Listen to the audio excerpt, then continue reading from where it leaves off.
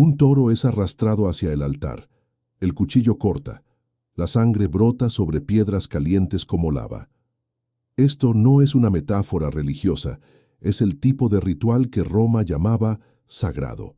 La multitud grita el nombre de un dios, pero no es Jesús. Es el sol invicto. Y esta escena ocurría décadas antes de que cualquier cristiano celebrara la Navidad. Entonces, ¿cómo una fiesta que la Biblia nunca mencionó se convirtió en la fecha más sagrada del cristianismo? La respuesta no está en los evangelios, y cuando entiendas dónde realmente está, te darás cuenta de que la Navidad es resultado de un proceso histórico fascinante, donde fe, cultura y política se entrelazaron de formas inesperadas. Lucas registra pastores vigilando rebaños durante la noche. Lucas 2. Estudiosos como Emil Schurer analizaron patrones climáticos de la antigua Judea y concluyeron que en diciembre los pastores recogían los animales por el frío y las lluvias en las montañas. Y esto revela algo intrigante sobre cómo las fechas se establecen. La Biblia nunca menciona el 25 de diciembre, y ese silencio cuenta su propia historia. Orígenes, teólogo del siglo III, escribió que solo los pecadores celebraban nacimientos. El faraón celebró. Herodes celebró antes de matar a Juan Bautista.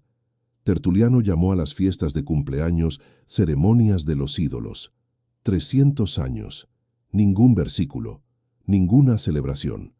Para los primeros cristianos, conmemorar el nacimiento no formaba parte de la práctica.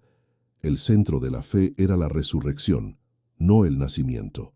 Pero mientras los cristianos seguían ese camino, Roma celebraba el invierno de forma completamente diferente.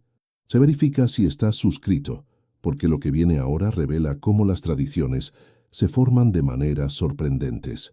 El 25 de diciembre marcaba el Dies Natalis Solis Invicti, día del nacimiento del Sol Invencible, oficializado por el emperador Aureliano en el año 274 después de Cristo.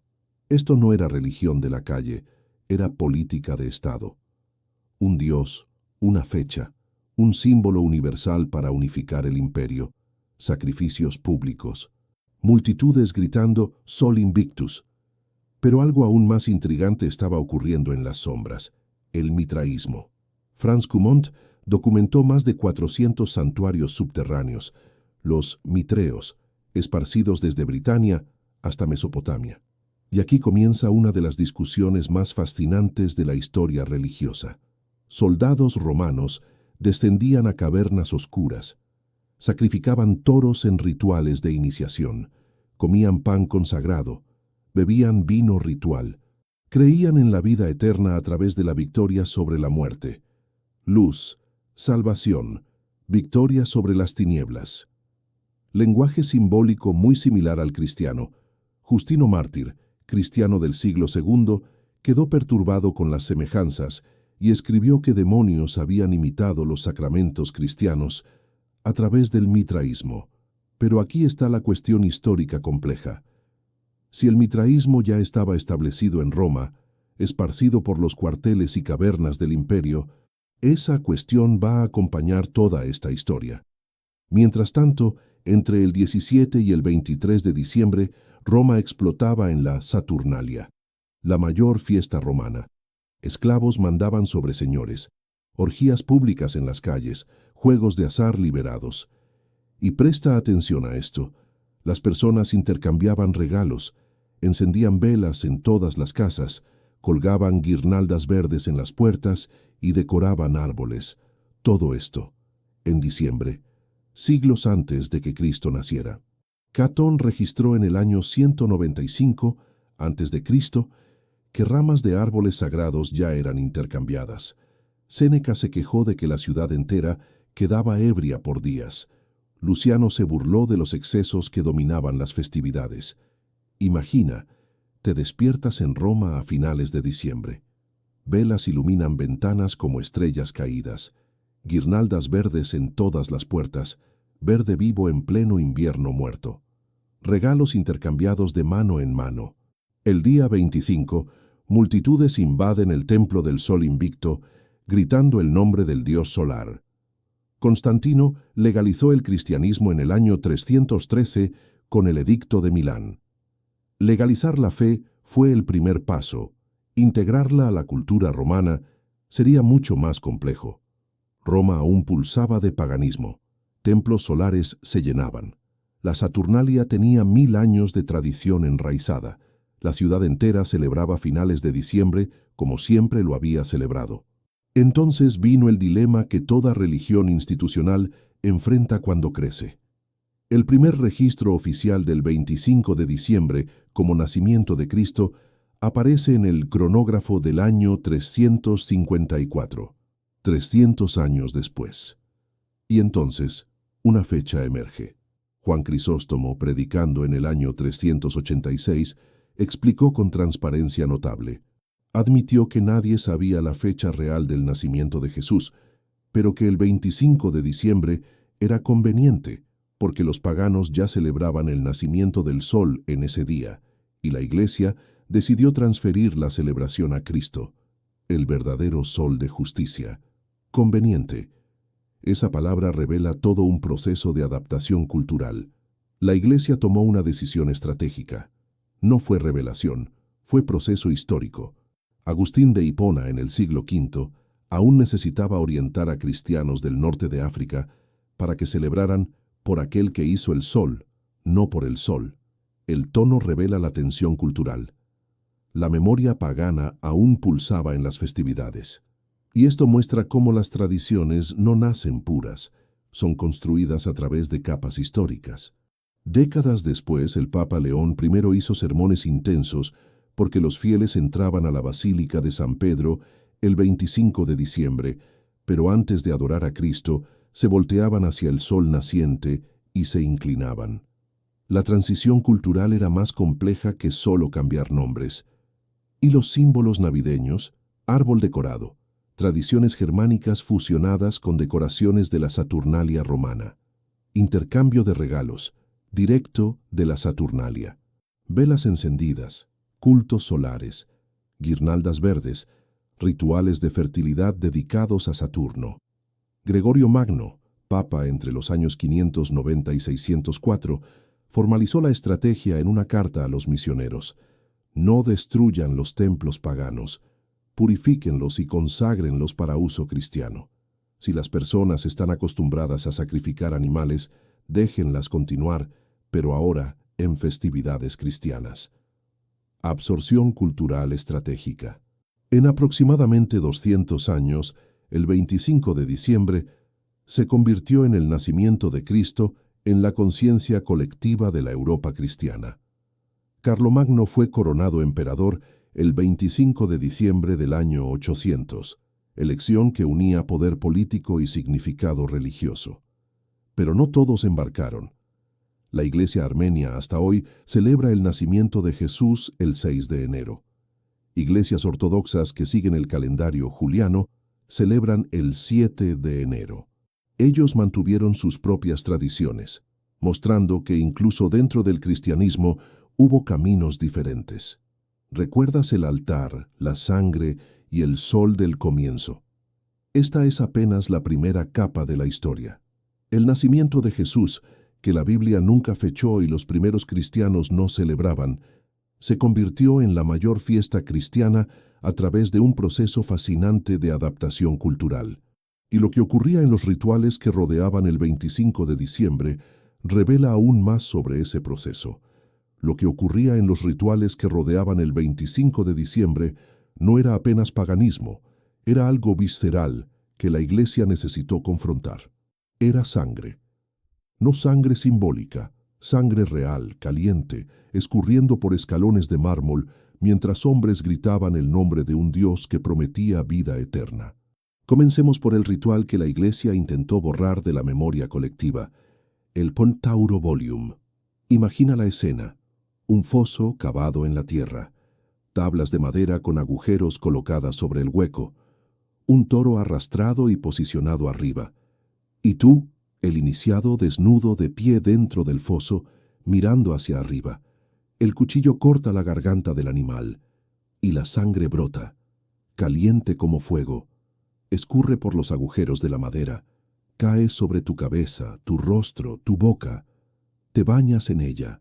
Y cuando subes del foso cubierto de sangre coagulada, los otros gritan, renacido, purificado. Esto está documentado por Prudencio, poeta cristiano del siglo IV, quien describió el ritual con asco visceral. Él vio esto ocurrir y quedó horrorizado porque veía cristianos siendo tentados por esa promesa de renacimiento a través de la sangre. Hay fuertes indicios de que estos rituales se intensificaban durante el solsticio de invierno, cuando la muerte simbólica del sol exigía renovación a través de sangre, y esto era apenas el inicio. En los mitreos, los rituales de iniciación estaban divididos en 7 niveles, 7 grados de misterio, y cada nivel exigía pruebas cada vez más intensas. Franz Cumont y Roger Beck documentaron inscripciones que revelan algo perturbador. Los iniciados pasaban por simulaciones de muerte. En el 4.º nivel, Leo, el león. El iniciado era vendado, amarrado y dejado en silencio absoluto dentro de la caverna. Horas, a veces días, privación sensorial total, hasta que él moría simbólicamente. Entonces era liberado. Miel era derramada sobre sus manos, renacimiento, y él juraba nunca revelar los secretos bajo pena de muerte real. Secreto, sangre, renacimiento. Promesas similares a las cristianas, pero a través de rituales en las entrañas de la tierra. Estudiosos sugieren que estos rituales mitraicos tenían conexión especial con el 25 de diciembre, cuando Mitra era celebrado como Sol Invencible renacido. Mientras tanto, cristianos de los primeros siglos aún no celebraban nacimientos de forma alguna. Durante la Saturnalia, aquellos 7 días antes del 25 de diciembre, no ocurrían apenas fiestas. Fuentes antiguas indican que en períodos arcaicos de Roma, rituales asociados a la Saturnalia incluían sacrificios humanos, prácticas posteriormente abandonadas. Macrobio registró que en los tiempos antiguos, un rey falso era elegido. Lo vestían con ropas reales, le daban poder por 7 días, podía hacer lo que quisiera, y en el 7.º día, registros antiguos sugieren que era sacrificado. Roma civilizó el ritual a lo largo de los siglos, sustituyendo humanos por muñecos de paja, pero la memoria permaneció. La idea de que la muerte trae renacimiento estaba grabada en la cultura romana. Y cuando el cristianismo llegó con el mensaje de un Dios que muere y renace, la convergencia simbólica era notable. Pero aquí está algo que revela la complejidad del proceso. La apropiación no fue tranquila. En el siglo IV, cuando obispos comenzaron a promover el 25 de diciembre como nacimiento de Cristo, enfrentaron resistencia. No apenas de paganos, sino de cristianos rigoristas que veían la fecha como problemática. Imagina, cristianos que habían sobrevivido a las persecuciones de Diocleciano, ahora viendo sus iglesias adoptar la fecha del sol invicto. Para muchos, era adaptación necesaria. Para otros, concesión peligrosa. Eusebio de Cesarea, historiador de la Iglesia del siglo IV, nunca mencionó el 25 de diciembre en sus registros extensivos sobre prácticas cristianas. Su silencio es revelador. Para historiadores rigurosos de la época, aquello no era tradición apostólica, era desarrollo histórico. Los símbolos navideños no vinieron apenas de la Saturnalia, vinieron de múltiples tradiciones. El árbol de Navidad tiene raíces en los cultos druidas celtas. Ellos creían que espíritus habitaban robles sagrados durante el invierno. Bonifacio, misionero del siglo VIII, cortó un roble sagrado en Germania para probar que los dioses paganos eran impotentes. Pero los germánicos adaptaron la tradición, cambiaron el roble por el pino y dijeron que representaba la vida eterna de Cristo. La costumbre de colgar adornos viene de los druidas que decoraban árboles con cráneos de animales y amuletos. Con el tiempo, cráneos se convirtieron en bolas coloridas, amuletos se convirtieron en ángeles de vidrio. La forma cambió, la función se adaptó, traer lo sagrado dentro de casa. ¿Y Papá Noel? Esa figura es fusión de múltiples tradiciones. San Nicolás de Mira, obispo del siglo IV, era conocido por dar limosnas secretas. Historias dicen que arrojaba sacos de oro por la ventana de familias en dificultad, pero la figura moderna absorbió también a Odin-Ka, dios nórdico que visitaba casas durante el solsticio montado en Sleipnir, su caballo de 8 patas.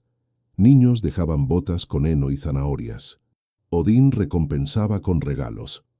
8 patas se convirtieron en 8 renos. Odín se fusionó con San Nicolás. Y el Padre Invierno, eslavo, también fue absorbido. La mezcla final fue estandarizada en 1831, cuando Coca-Cola creó la imagen del viejito de rojo para campañas. El santo cristiano, el dios pagano y el ícono comercial se fusionaron en una única figura. Las misas del gallo revelan otro aspecto de esa fusión. ¿Por qué la misa de Navidad ocurre a medianoche? La explicación tradicional es que Jesús nació a medianoche. Pero la Biblia no especifica eso. Cultos solares romanos celebraban el renacimiento del sol exactamente a medianoche del solsticio.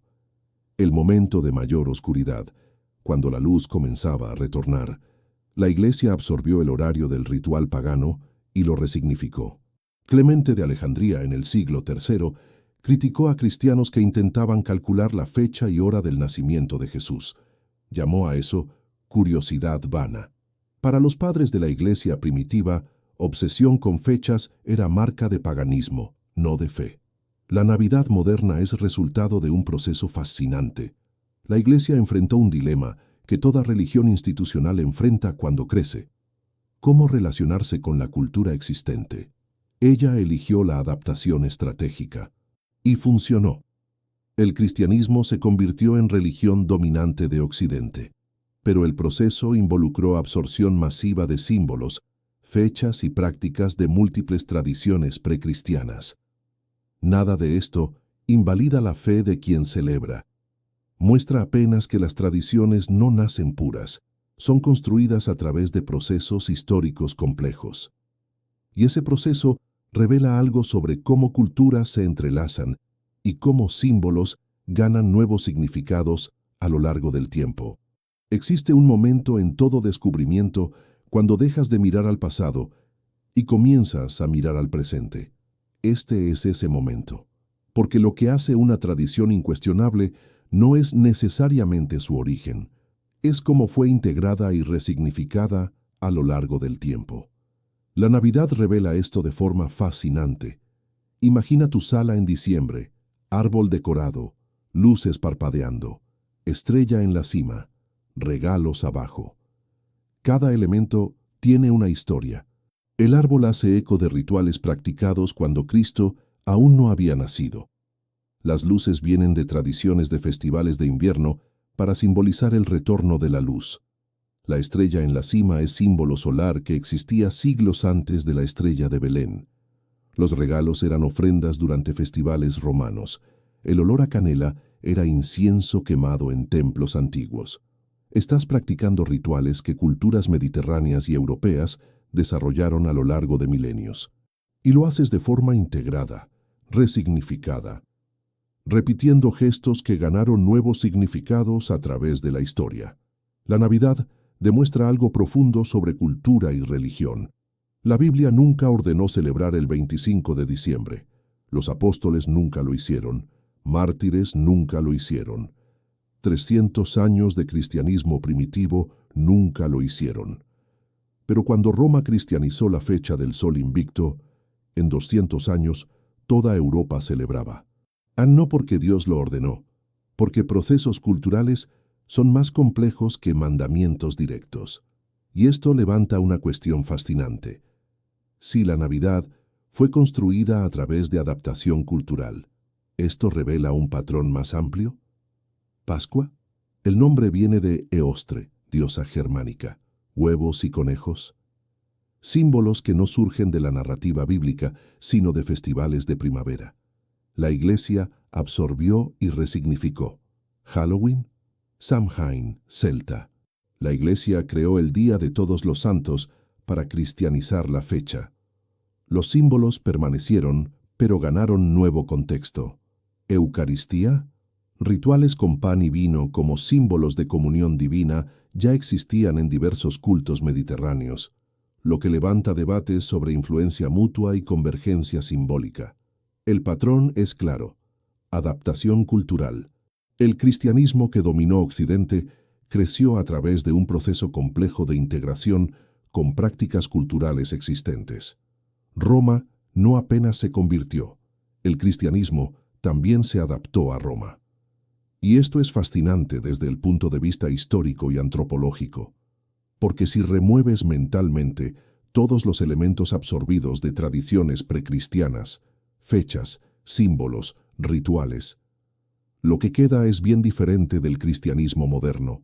Queda una secta judaica del primer siglo, sin Navidad en diciembre, sin árboles decorados, sin Papá Noel, sin huevos de Pascua, sin catedrales inspiradas en templos romanos. Queda algo que muchos cristianos no reconocerían como cristianismo. Y tal vez sea por eso que este proceso histórico raramente es enseñado en detalles. Entonces, ¿por qué esto importa? Porque entender cómo las tradiciones se forman transforma la forma como las practicas. Cuando cuelgas luces, estás continuando tradiciones de festivales de luz, ahora resignificadas. Cuando intercambias regalos, estás haciendo eco de prácticas antiguas, ahora con nuevo significado. Cuando celebras a medianoche, estás marcando un momento considerado sagrado en múltiples tradiciones. Fuiste enseñado a llamar a esto adoración a Cristo, y para millones de personas es exactamente eso, independientemente de los orígenes históricos. Porque símbolos ganan los significados que les atribuimos. Pero aquí está algo sorprendente que pocos saben. En el siglo XVII, grupos cristianos rigoristas intentaron prohibir la Navidad. Los puritanos ingleses, en 1644, hicieron la Navidad ilegal. Multa pesada para quien celebrara, tiendas obligadas a abrir, iglesias cerradas. ¿Por qué? Porque teólogos puritanos investigaron los orígenes y concluyeron que la fiesta tenía orígenes problemáticos. Oliver Cromwell llamó a la Navidad costumbre papista corrupta. Cotton Mather llamó a las celebraciones idolatría romana. En Escocia, celebrar la Navidad fue crimen por casi 300 años, hasta 1958. Esos cristianos rigoristas conocían la historia y rechazaron la fiesta. No funcionó a largo plazo. ¿Por qué? Porque tradiciones culturalmente enraizadas son más fuertes que decisiones teológicas individuales. Y hay algo más revelador. El propio Papá Noel moderno fue estandarizado por campaña publicitaria. Sí, San Nicolás existió, pero la imagen del viejito de rojo con renos. Coca-Cola, 1931. Haddon Sundblom estandarizó la imagen para campañas. Antes de eso, representaciones variaban completamente. La imagen más icónica de la Navidad moderna fue moldeada por marketing. Y nadie cuestiona, porque después de generaciones, publicidad se convirtió en tradición. Entonces, aquí está lo que toda esta historia revela. La Navidad moderna es resultado de capas históricas superpuestas: fe, cultura, política, comercio y simbolismo. Los orígenes precristianos son reales. La adaptación estratégica de la Iglesia está documentada. La comercialización moderna es evidente, pero ahora conoces el proceso. Cuando mires al árbol, vas a reconocer capas de historia. Cuando escuches campanas, vas a entender ecos culturales. Cuando abras regalos, vas a percibir prácticas milenarias adaptadas. Después de conocer los orígenes, cada persona elige celebrar o no con conciencia histórica. Y esa elección es individual. La Navidad que celebras hoy es resultado de procesos históricos complejos. Puedes celebrarla por la fe, por la tradición familiar, por la cultura, o simplemente elegir no celebrar. Todas son elecciones legítimas hechas con conocimiento. No existe respuesta universal. Existe apenas comprensión más profunda de cómo las tradiciones se forman. Y una cosa es cierta: ahora entiendes la Navidad de una forma que la mayoría de las personas nunca entenderá. Gana si este episodio expandió tu comprensión sobre cómo las tradiciones se forman. Escribe en los comentarios. Entendí. Porque conocimiento histórico no destruye, apenas revela capas que siempre estuvieron ahí. Si te gustó entender los procesos históricos detrás de las tradiciones que practicamos, considera suscribirte al canal. Aquí continuamos explorando las capas ocultas de la historia bíblica y cómo el mundo antiguo moldeó el presente, siempre con base en fuentes históricas e investigación seria. Y cuéntame, de todo lo que descubriste hoy, ¿qué proceso histórico te sorprendió más? ¿Existe alguna otra tradición cultural religiosa que te gustaría ver investigada con esta profundidad? Si quieres continuar explorando cómo culturas se entrelazan y cómo tradiciones se forman, el próximo video que aparece en la pantalla se sumerge aún más profundo en esos procesos fascinantes que moldearon el mundo que conocemos.